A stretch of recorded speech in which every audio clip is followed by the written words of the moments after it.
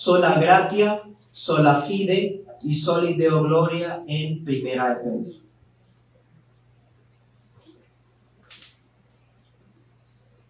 Como subtítulo, los matices que colorean la carta.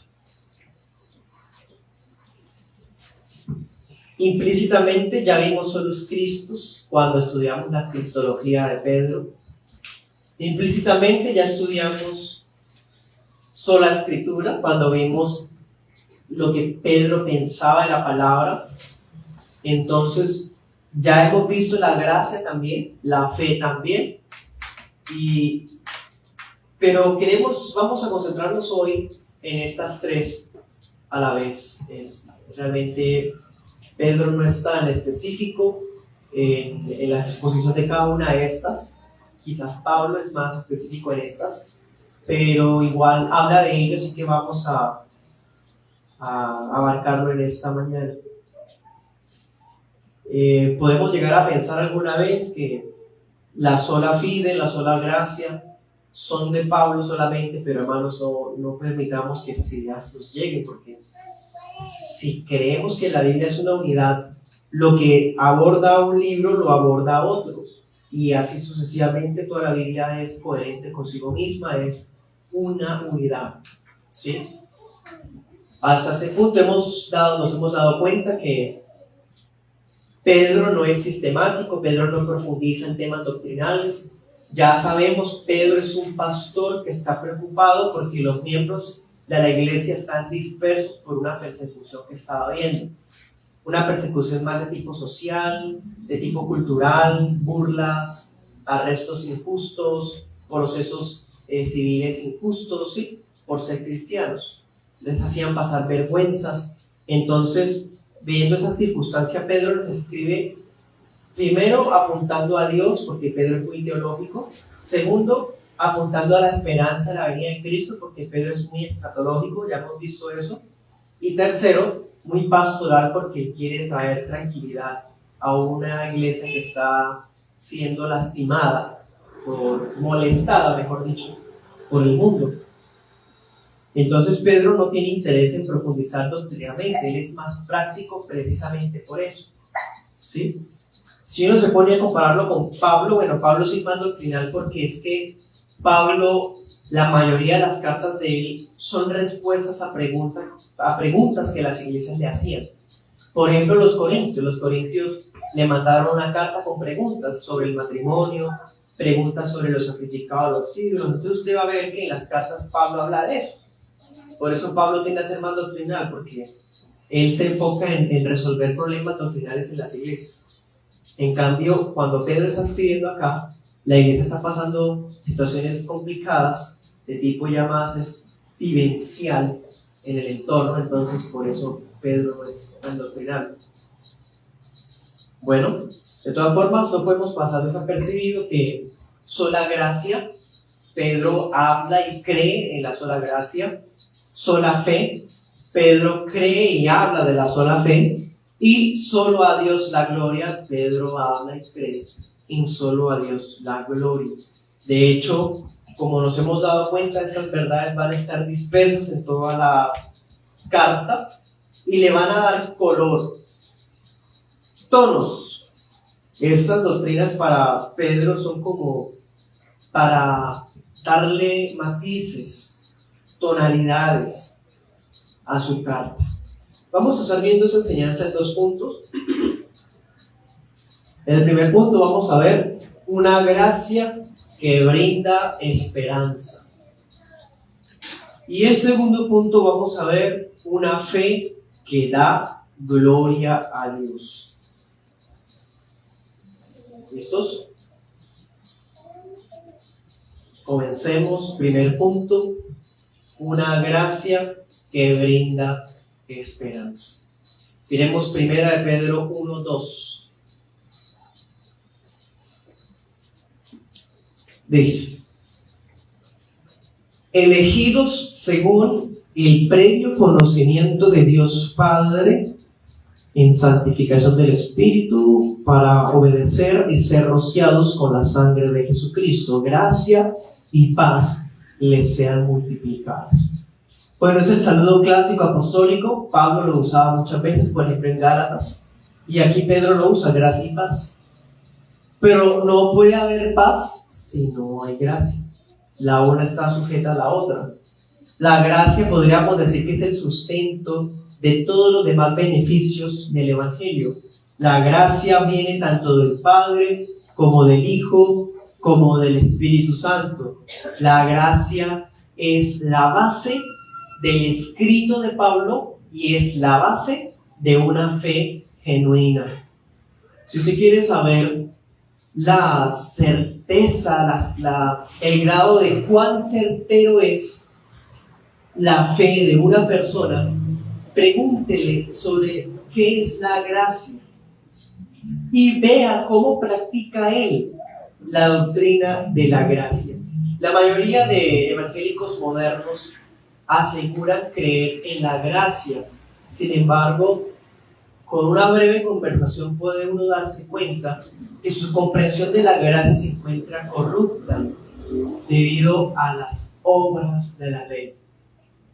Decía Pablo en el libro de Romanos, ahí es más específico él, que las cosas de Dios relacionadas con el Evangelio o son por gracia o son por obras, pero una cosa o la otra se excluyen, ¿sí? Entonces hoy día podemos conversar con algún evangélico moderno y él nos va a decir que cree en la gracia, pero él va a hablar de que uno necesita hacer ciertas cosas, vestirse de cierta manera, bueno, en fin, obras. De tal forma que en últimas, cuando uno termina la conversación y mira las conclusiones de lo que se llegó, no se va a diferenciar en nada de un católico romano. El católico romano cree en la gracia, pero una gracia que necesita la compañía de las obras. Para el evangélico moderno igual. La gracia necesita el acompañamiento de santificación y en fin, un montón de cosas más que pues son peligrosas. Por ejemplo, si somos salvos por gracia y por fe, es por gracia y por fe y nada más. Pero si le sumamos a eso otra cosa, de ahí en adelante ya estamos adulterando el Evangelio. ¿Sí? Para Pedro, el Evangelio se sostiene sobre la base de la gracia. La epístola trata de la gracia. Es más, mire 5:12. 5:12. Conste, al comienzo, en el saludo, él dice gracia y paz. Una gracia trinitaria. Y al final de su carta, miren lo que dice. Dice, por conducto de Silvano, a quien tengo por hermano fiel, les he escrito brevemente, amonestándoles y testificando que esta es la verdadera gracia de Dios en la cual están. ¿Sí? O sea, si le preguntamos a Pedro cómo podría resumir todo su mensaje, él diría gracia. Impresionante. Él dice, hermanos, vi la necesidad de escribirles para hacerles ver que ustedes están en la gracia de Dios. Es decir, no significa que porque estén pasando por un periodo de aflicción, de prueba, de tribulación, se hayan caído de la gracia. Y resulta que como Dios los abandonó o ustedes abandonaron a Dios, entonces ya por eso no están en la gracia y les está pasando lo que les está pasando. No, Él les dice, de hecho, vamos a ver eso ahorita más adelante, porque estamos en la gracia, es que van a venir consecuencias de aflicción, de persecución, de burlas, de calumnias. Por ejemplo, cuando nosotros hablamos hoy de que la salvación es solo por gracia y no por obras, no falta los calumniadores que dicen, o sea, ustedes dicen que como es por gracia, no es necesario hacer tales cosas. O sea, uno puede hacer lo que uno quiera. Sí, el clásico. Uno puede hacer lo que uno quiera, lo que ustedes están diciendo. Entonces ustedes le están dando permiso al pecado y que cada quien viva como le dé la gana. Hermanos, debemos estar listos para ese tipo de calumnias. En ninguna manera decimos eso. De hecho, el mismo apóstol Pablo en Romanos dice que él era difamado como que él enseñaba, que decía que entre más males hay, que hay que hacer males para que vengan bienes. Porque habían torcido una predicación de Pablo que decía que donde abunda el pecado, abunda la gracia. Entonces, los difamadores decían era que Pablo enseñaba que se podía pecar, se podía desechar la ley para que hubiera más pecado y entonces Dios tuviera más gracia a la gente. Imagínense. O sea, el mensaje de la gracia siempre ha sido motivo de calumnia, de difamación, de malos entendidos.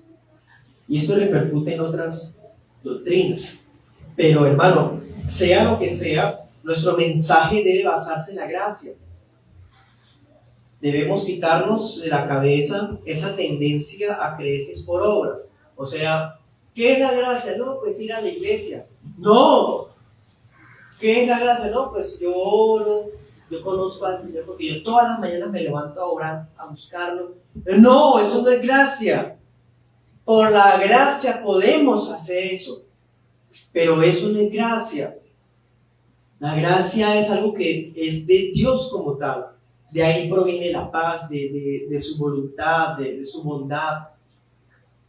¿Sí? Y Pedro nos está mostrando, desde el saludo hasta la despedida, todo es por gracia. Cuando llegamos a la iglesia, gracia y paz. Cuando nos vamos, gracia y paz. Todo es gracia. La vida del cristiano es gracia y sobre gracia. Volvamos, 1 Pedro 1:10. Dice, los profetas que profetizaron de la gracia destinada a ustedes, inquirieron y diligentemente indagaron acerca de esta salvación. ¿Sí? La gracia de la que Pedro habla, y bueno, de todos los apóstoles y toda la Biblia, por lo menos desde la perspectiva de Primera de Pedro, tiene dos características. Primero, es predestinada. Un tema que es muy incómodo para muchos hoy. ¿Qué dice ahí? Los profetas indagaron de la gracia destinada a ustedes. Es decir, hay una gracia especial que está destinada a unas personas. A esas alturas, esta es la predicación número 9, ya sabemos cuáles personas son de las que está hablando.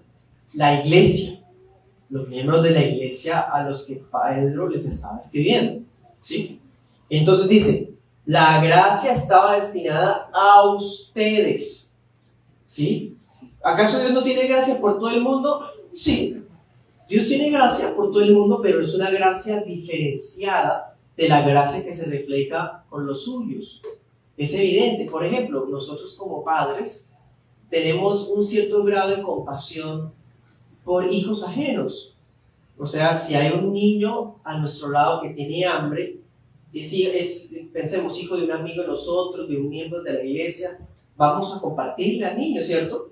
Pero no es lo mismo que nuestro propio hijo o hija sea el que tenga hambre, ¿me hago entender? O sea, no es que hagamos acepción de personas, es que hay una gracia especial por nuestro hijo que no se compara a la gracia que sentimos por el que no es nuestro hijo. Hermano, es natural.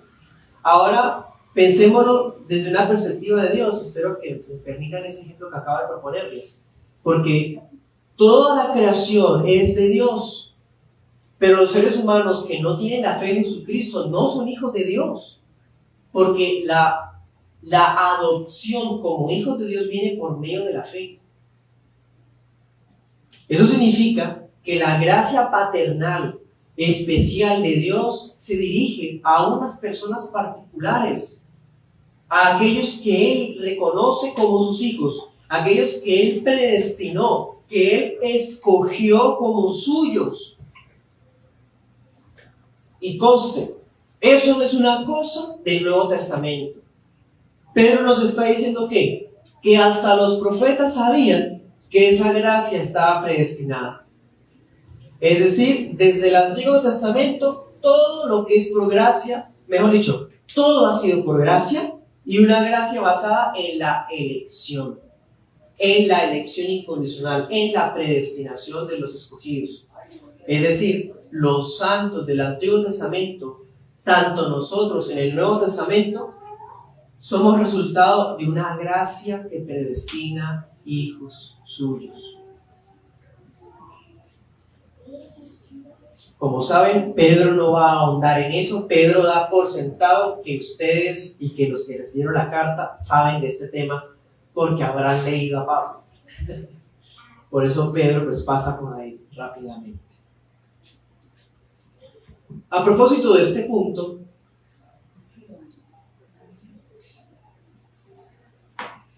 dense cuenta ahí mismo hablando de los profetas.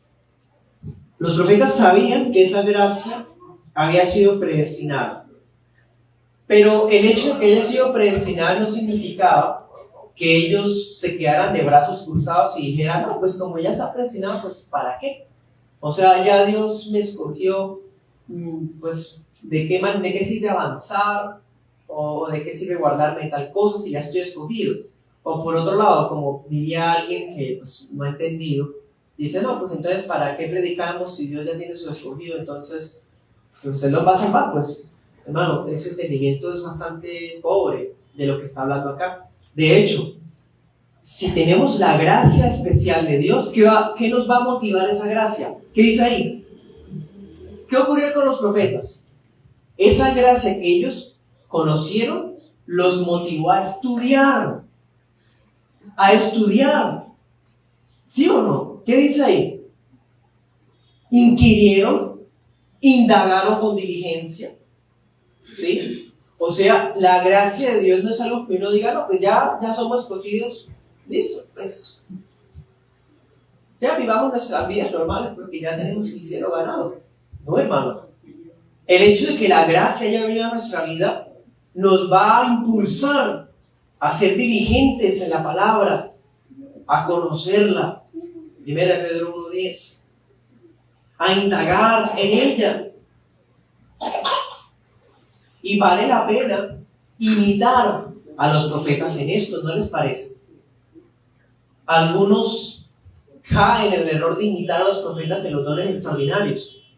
O sea, pretender profetizar como hacían ellos, pretender vaticinar el futuro como hacían ellos, pretender decir palabras de juicio como hacían ellos, hermano. En eso no debemos imitar a los profetas, porque esas funciones las cumplían ellos en obediencia a lo que Dios les decía. Lo que sí debemos imitar de los profetas, ¿qué es? La diligencia en estudiar la gracia de Dios. Bueno, ellos investigaban con diligencia. Ahora nosotros también debemos seguir ese ejemplo, profundizando más y más en la gracia de Dios. Entonces, dense cuenta, el hecho de que a ellos se les hubiese revelado no significaba que ellos ya daban por sentado que lo sabían. Ellos debían ¿qué? Seguir profundizando. Así como ustedes y yo actualmente y toda la vida, hermano. Este tema de la gracia es algo que hay que estudiarlo toda la vida como hacían los profetas. Bueno, miremos 1:13.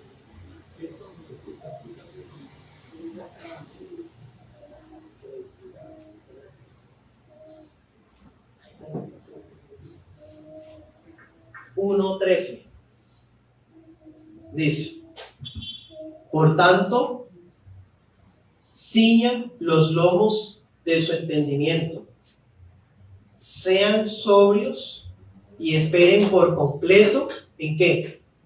En la gracia que se les traerá cuando Jesucristo sea manifestado. ¿Sí? Entonces, esa gracia que ha sido predestinada, que es la primera característica que vemos, nos debe impulsar a ser diligentes en estudiarla. Bueno, y por otro lado, nos debe impulsar a esperar. A nosotros nos cuesta mucho esperar. Somos impacientes. Claro, la paciencia es un fruto del Espíritu, no es algo que salga de uno. Es difícil esperar, pero si tenemos la gracia en nuestro corazón, la gracia de Dios especial, seremos capaces. ¿Qué dice el apóstol Pedro? Debemos esperar en la gracia. Es más, la gracia es la base de la esperanza. La gracia es la garantía de la esperanza. Es lo que le da peso, asiento, lo que sostiene, lo que pega nuestros pies sobre Cristo. La gracia. Es una gracia que será manifestada cuando Él regrese, que será traducida en vida eterna. Miremos 3:7. Y mire los términos que usa aquí, cuando le aconseja a los esposos cristianos a cómo tratar a sus esposas. Dice: ustedes, maridos, igualmente vivan con ellas sabiamente, dando honor a la mujer como vaso más frágil y como ¿qué? Coherederas de la gracia, de la vida. ¿Sí? Es por la gracia que somos participantes de la herencia celestial. Claro, la que fue predestinada para los suyos. Pero yo no soy el único predestinado, el único escogido, el único que halló gracia a los ojos del Señor. Hay más personas a mi lado. Y mi primer prójimo, ¿quién es? Mi esposa. Si mi esposa es cristiana, ella también es predestinada, escogida y alguien que ha hallado gracia a los ojos de Dios. Por lo tanto, es coheredera conmigo.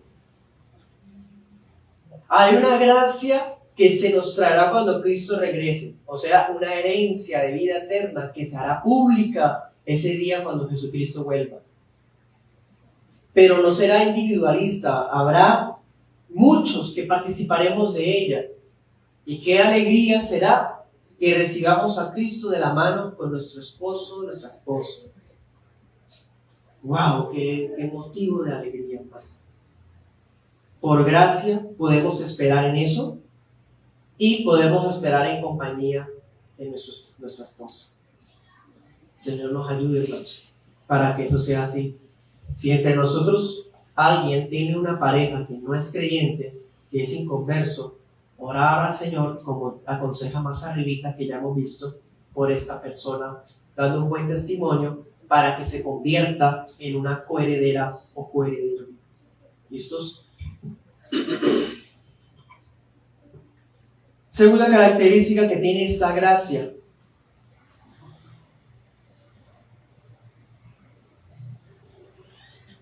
Primera de Pedro 4:10.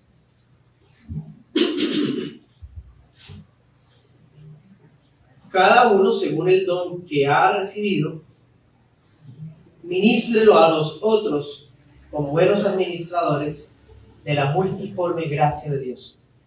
Otra característica de la gracia de Dios es que es multiforme. Multiforme. No significa que sea multifacética, en un sentido de que un día cambia, un día perdemos la salvación, otro día la perdimos, otro día la ganamos, otro día subimos de nivel, otro día decrecemos. No está hablando en ese sentido. No está significando que entre el grupo de escogidos hay algunos que tengan más gracia que otros. Aquí lo que se está diciendo que sea multiforme es que esta gracia es tan generosa, de hecho es sinónimo de generosidad de Dios. Esa generosidad de Dios se traduce en nuestras vidas por medio de ¿qué? De dones espirituales. Dice, cada uno conforme el don que ha recibido, úselo al servicio del otro. ¿Del otro qué? Del hermano. La gracia de Dios en mi vida, ¿qué vimos ahorita? Me motiva a estudiarlo. Me motiva a esperar. ¿Y a qué más me motiva? A servir a mi hermano. A conocerlo, a ver sus necesidades para apoyarlo. La gracia de Dios actúa así. Bueno, ¿y por qué dice multiforme? Porque los dones de Dios son diversos. Mis capacidades son diferentes a las suyas y las suyas son diferentes a las mías, pero los complementamos de una manera bella en la iglesia local. Eso es lo maravilloso del gobierno congregacionalista, porque a través de ese gobierno la membresía participa unánime, todos, ancianos y miembros, de las decisiones de la iglesia local basados en la multiforme gracia de Dios. Bueno, entonces miren qué hermoso, y todo esto lo está hablando Pedro a la luz solamente de sola gracia, sola gracia.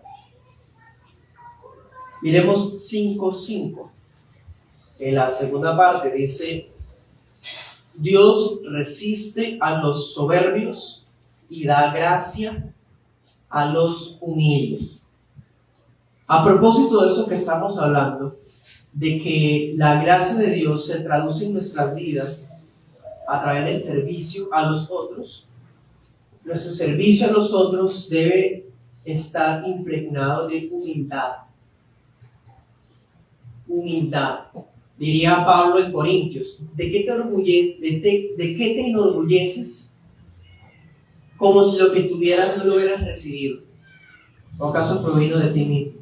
Diría Pablo en Corintios. O sea, si es por gracia, significa que los dones que tenemos, empezando desde la misma fe, no nos pertenecen, no provinieron de nosotros. Nos la regalaron. Dios quiso dárnosla, porque lo predestinó de esa manera, nos la dio con generosidad de su propia iniciativa, y no porque hubiera visto en nosotros nada bueno, o porque nosotros hayamos ganado eso, porque es gracia, o es gracia de sobra, pero es gracia, gracia, y gracia sobre gracia, sola gracia, hermano. Por lo tanto, no hay lugar para la arrogancia, ni para el orgullo, ni para la soberbia. Imagínense si fuera por obras. ¿Qué diría Pablo en Efesios 2? Si fuera por obras, me puedo gloriar, me puedo jactar. Claro, porque si yo hago más obras que fulano de tal, pues entonces yo me gano más gracia que él. Ese es el peligro de creer que es por obras. Claro, por eso hoy día hay cristianos que se creen más que otros. Ellos piensan que porque hacen más y más cosas, o se abstienen de tal y tales cosas, son mejores cristianos que otros. Eso ya de por sí es un mal entendimiento de la gracia. La gracia está a todos por igual de los hijos de Dios y no se basa en nada que haya habido en la criatura. Nada. Por lo tanto, ¿qué debe traducirse en nuestra vida? Humildad. Humildad, hermano. Humildad. Porque fue una bendición que nos vino de lo alto. Y si hay un creyente que es orgulloso, petulante, soberbio, altivo, habría que cuestionar si la gracia de Dios está en su vida, porque Dios a los soberbios los resiste.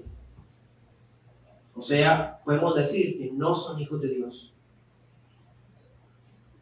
Si hay entre nosotros alguien que tiene una actitud colérica, explosiva, una persona problemática, individualista, le gusta mejor estar solo y compararse con otros para creerse mejor, si entre nosotros hay alguien así, debe arrepentirse, porque la gracia de Dios nos transforma, nos hace sencillos, humildes. Y no hay nadie que la gracia de Dios hubiese actuado y que siga así. Bueno, entonces vimos, primer punto, una gracia que brinda esperanza. Entonces vimos en esta parte lo que Pedro piensa de la gracia de Dios. Tiene dos características. Es predestinada y es multiforme. Predestinada significa que no partió de nada que hubiera en nosotros, sino que Dios nos la quiso dar a algunos que Él escogió. Significa que eso debe impulsarnos, en vez de ser conformistas, a estudiar con diligencia la palabra, estudiar la sana doctrina y la teología cristiana histórica. También eso nos debe impulsar a esperar, a aprender a esperar. ¿Sí? Y cuando vimos que era multiforme, significaba que debemos servirnos unos a otros a través de los dones que el Espíritu Santo nos ha dado. Por lo tanto, si son dones, no son cosas que hayamos ganado, así que entonces se nos demanda humildad. ¿Bien? Segundo punto, una fe que da gloria a Dios.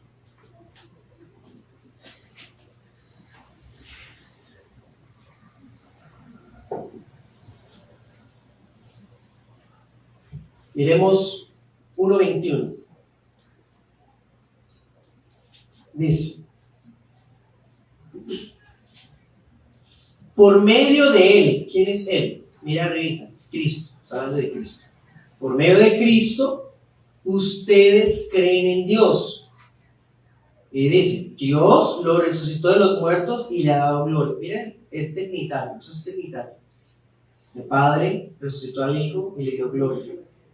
Por el Hijo creemos en el Padre. ¿Y qué dice el 21? Para que su fe y su esperanza sean en Dios. Mire 2:7.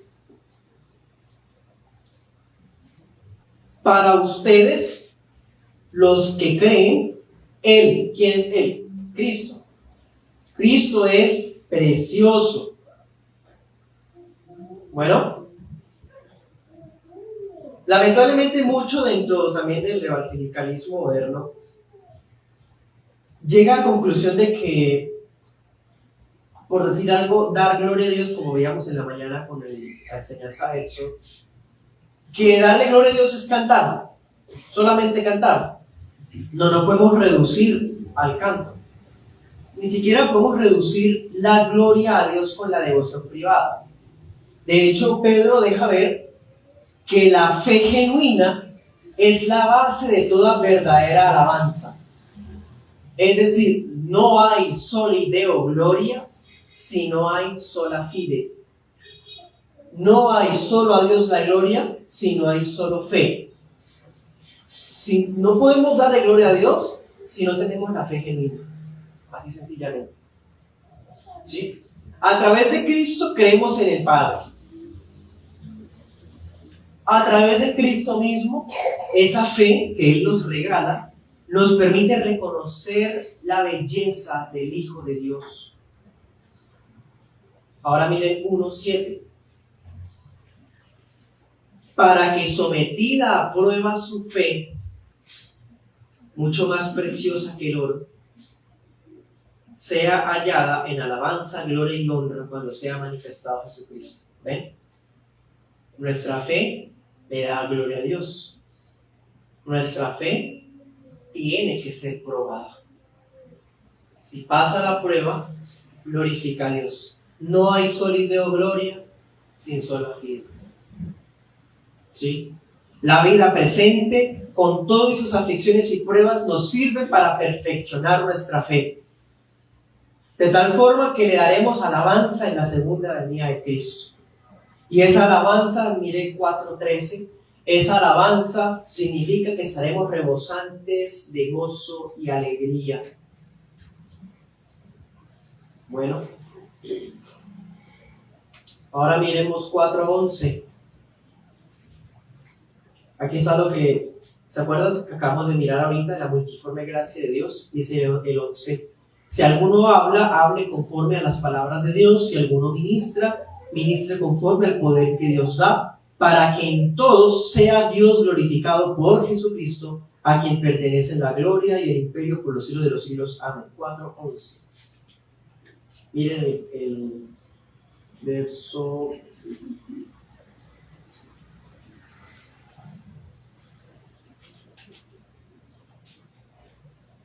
Leámoslo en adelante.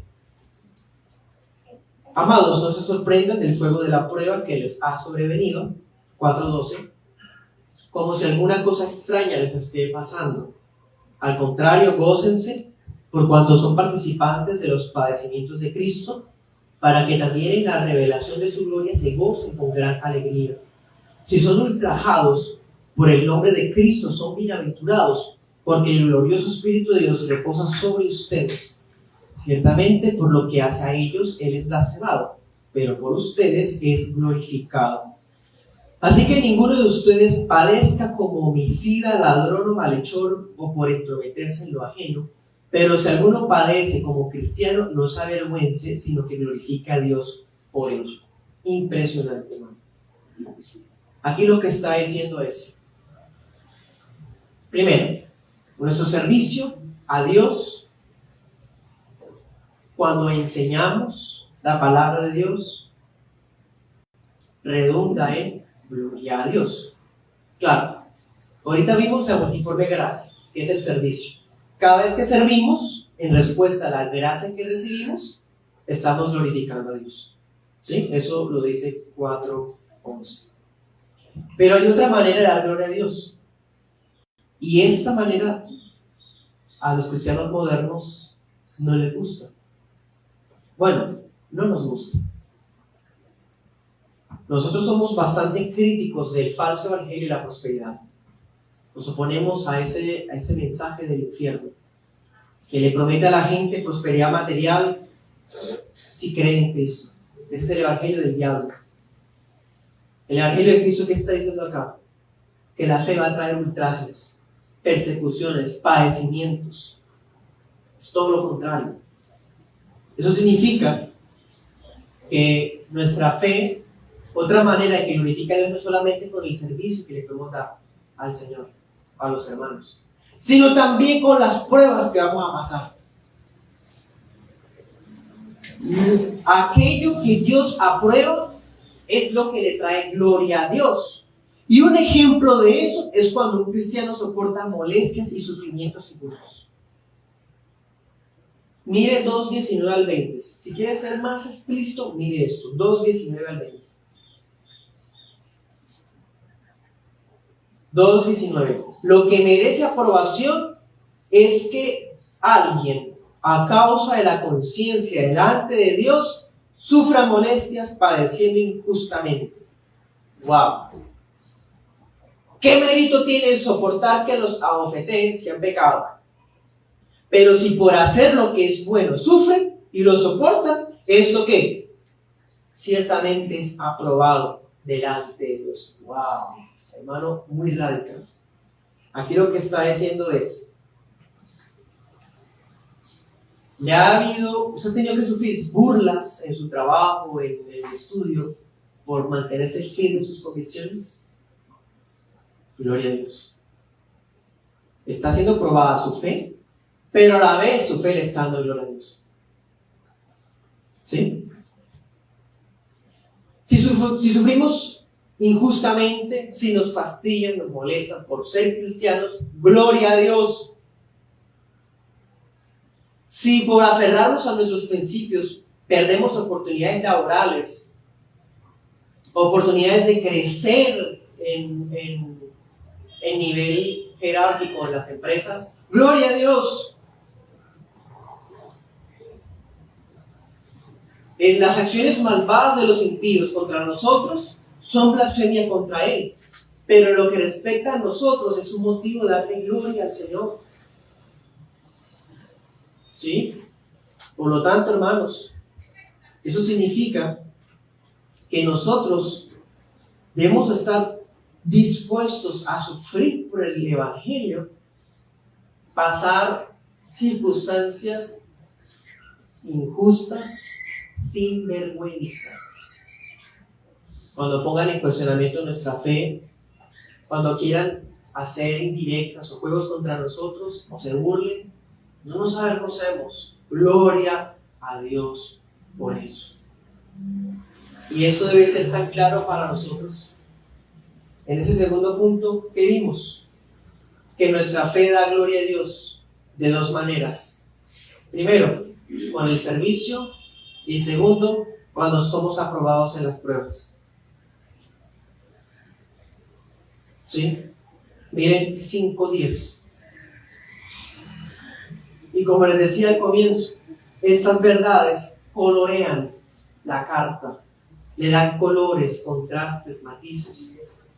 5:10 dice: el Dios de toda gracia, que nos llamó a su gloria eterna en Jesucristo, que después que hayan padecido un poco de tiempo, Él mismo los perfeccione, afirme, fortalezca y establezca. A Él sea la gloria y el imperio por los siglos de los siglos. Amén. Impresionante.